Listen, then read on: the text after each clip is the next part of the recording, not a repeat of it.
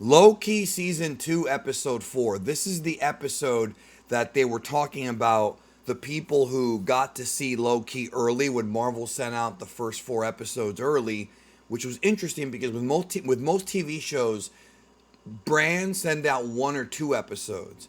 With this one they sent out 4, so they must have had a lot of confidence in episode 4, and most people that I saw talking about it that were people who got to see it early, and I don't trust all of them, but I do trust some of them.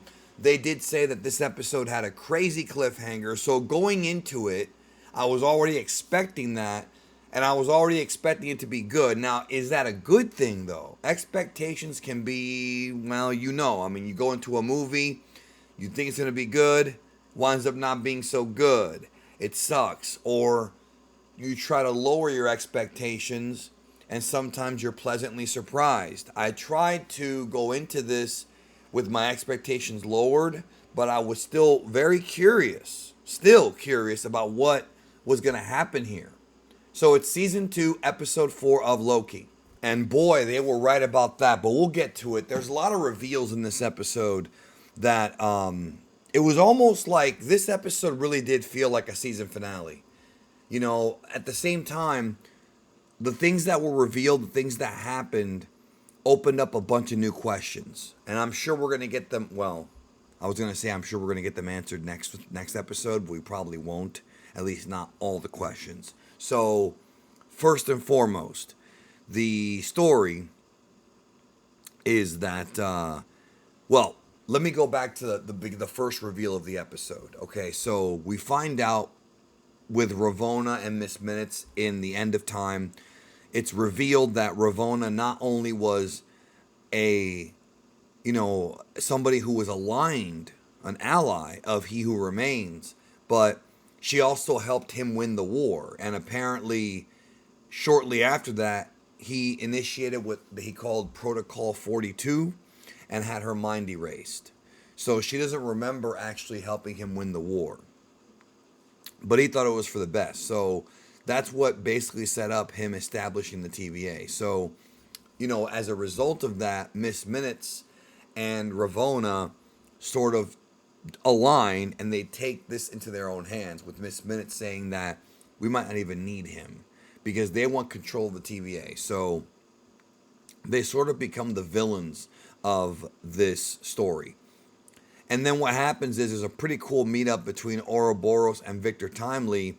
And there's like a time loop situation going on because Victor Timely was inspired by Ouroboros, and Ouroboros was inspired by a 19th century inventor named Victor Timely. So again, it's a time loop. Like, Mobius at one point says it's like a snake chasing its own tail. And that's what it is. Yeah, it's a time loop. Like somebody initiated it, but it is a time loop. And so they have to create a device that's going to fix the loom because the loom's about to explode, and they have to create this device that Timely comes up with in order to sort of fix this problem and stop it from exploding.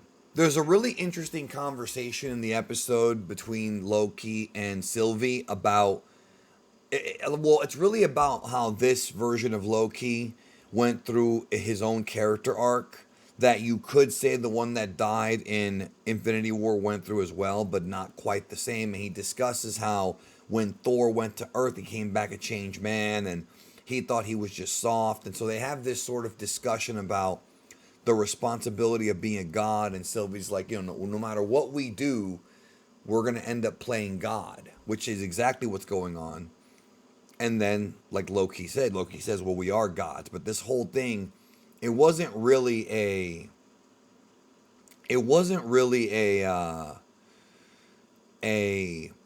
selfish thing. He said, like, he wasn't saying it to like be narcissistic. He was saying it more so because of the irony that Loki, being a god, has to play God with time, because no matter what, that's what they're doing. And killing He Who Remains at the end of season 1 was the result of all this, but there's a lot more going on. So what happens is, at one point, all of the prisoners, including Docs, end up getting killed because Brad turns on them to join up with Ravonna and Miss Minutes. And at one point, while that's going on, or shortly after that, Victor Timely wants hot cocoa, and they have this cool scene where he was so surprised that there was a machine that makes hot cocoa, and then the security guard that went with him ends up getting killed, pruned by Brad. And then what ends up happening is Brad takes Victor Timely to Ravonna and Miss Minutes, and basically Ravonna's pissed off because she felt like she was being lied to, whereas Victor Timely he doesn't even know what's going on. He's not He Who Remains. He's just a variant. Who really was the original He Who Remains? I mean, from the comic book, you could say it was Nathaniel Richards, the original Kang the Conqueror, but are they going to go with that in this version? And how is this going to tie into the Kang the Conqueror that was an Ant-Man? I think we're still waiting for that, because the Kang the Conqueror in Ant-Man was exiled, but it appeared like the end, like the mid-credit scene or whatever, the post-credit scene, the mid-credit scene where we see all the different Kangs. It felt like that takes place before this episode. I mean, it has to, right? Or at some point after. I mean, the Kang dynasty is being built. So what ends up happening after that is they have to, Timely does get his device. He has to basically walk into the big radiation loom and turn off and basically push the green button, insert the thing to stop it from blowing up.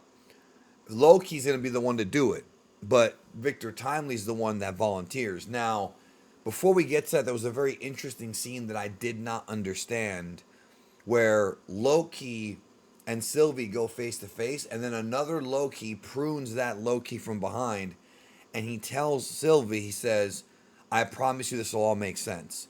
And it felt like he was saying it to the audience, because right when it happened, when I saw that Loki being pruned, I'm like, wait a minute, did they actually kill Loki in his own show? And then they revealed another Loki. So they did, but there's another Loki. And that right there didn't make sense. And obviously him saying this will all make sense, to me, that almost felt like a wink wink to the audience. It felt like the writers were like, listen, I know this is weird right now, but hang tight, we're going to explain it. Because the show, and I mentioned this in the review I did for the first episode, the show started out being very confusing. Now I'm kind of figuring out what's going on, but then this happens, and it's really confusing now because we don't know. I mean, we literally have an unanswered question. Where did that other Loki come from? Which one is the Loki that we saw from season 1? And how are there more variants in the TVA area? Just that right there is weird. And also, these variants are not like the variants from season 1. You know, when you had all the different Lokis, this is like a different, like the same Loki from the TVA, it felt. The same one that we've been following on these adventures, but 2 versions of him. And that was weird. So, at one point, Ouroboros, because Miss Minutes pretty much hacks the entire TVA. She's like the computer system that Kang programmed. Miss Minutes ends up getting shut down because Ouroboros does a system reboot, and she ends up losing her power. She gets shut down, and before she does, she basically tells Victor Timely, "You'll never be him," which, very ominous words. Very, very ominous words that was. She gets shut down. And I feel like her ominous words is another puzzle that is still sort of needing to be unraveled here. You know, there's still some things that are unresolved when it comes to those words. So I don't think we've seen the last of Miss Minutes, but who knows?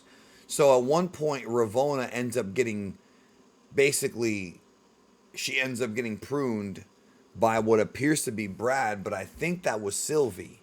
I think because at one point they talk about how, well, we had to shut down the whole, you know, the block of magic.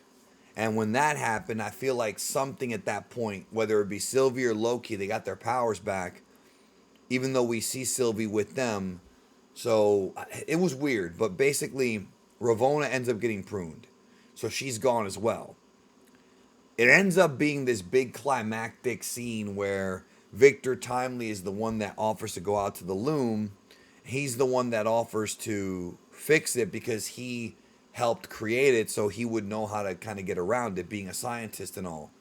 But the minute that he steps out with the radiation suit to go do it, he ends up getting destroyed, just ripped into 1,000 threads. And I was like, huh? And it's funny because as I'm watching the episode, I'm like, are they going to kill Victor Timely? I thought for a minute they would. And it feels like they did. I don't want to say for sure they did because this is not the end. And what happens is everyone in the TVA, like our main characters, Loki and Sylvie and Mobius, everybody else, they're just like, huh? Like, what happened? And then Ouroboros says the radiation's too high. And the episode ends with a giant explosion. The loom ends up exploding. Just a huge explosion. And the camera sort of zooms in on Loki's face as he's like blinded by this big light. And that's it. It's over. The loom explodes. And we are left with many questions going into next week. They're going to obviously, or at least I feel like they're going to hit the reset button next week with Loki. But my God, I don't know what to even say about this. I know it's not over yet because the story's going to continue. We have movies announced. But it's definitely piqued my curiosity for season 2, episode 5, because that was unexpected. This episode was called Heart of the TVA. Next week's episode is directed by the same directors, Justin Benson and Aaron Moorhead. And they're pretty good at directing this Loki. In fact, they do the last 2 episodes, written by Eric Martin. So I do feel like we got 2 more episodes to go. So this story has not been resolved yet. But it's, man, what a cliffhanger, man. What could have happened? What are they going to do to get around it? With the loom being destroyed, does that mean that there's going to be millions and millions of timelines now, even more than before, and that everything's actually worse than it was when they killed He Who Remains? And who's responsible? Is it Kang? Is it another Kang variant? Is it the ones from Ant-Man? Those are the questions, aren't they? We'll find out soon, man. I loved the episode, and it had a hell of a cliffhanger. My favorite episode so far. And I hope, man, this was crazy. I'm going to be thinking about this all week, and the theories are going to be nuts going forward. Take care, y'all. What'd you think? Let me know down below, and we'll talk soon.